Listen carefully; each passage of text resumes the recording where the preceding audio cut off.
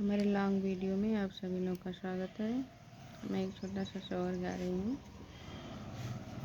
सोने के कड़ौआ राजा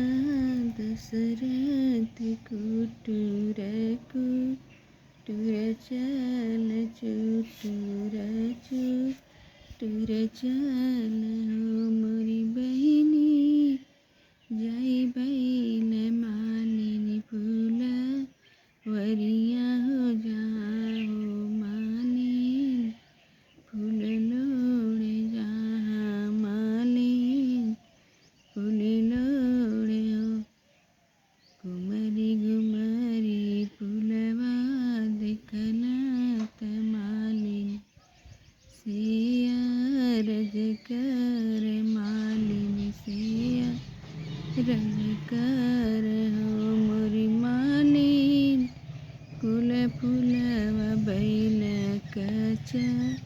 नार हो बेलिया काहे धूमिल हो बेलिया काहे धूमिल हो बोलियत बोले लाए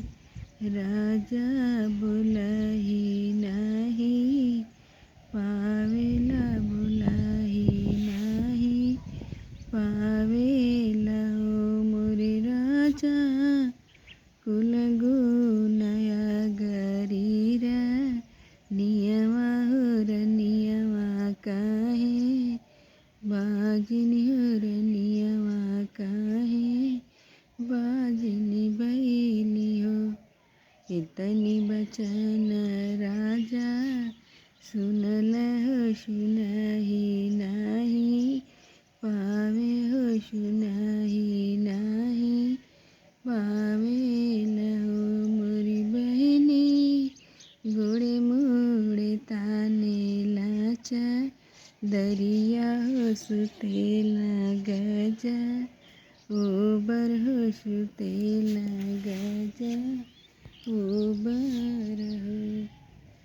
मचिया ही बाई टलिका सिलरानी राजा से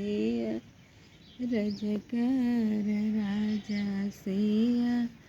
रजकर हो मोरी राजा उठ के कैला दतू गनिया हो।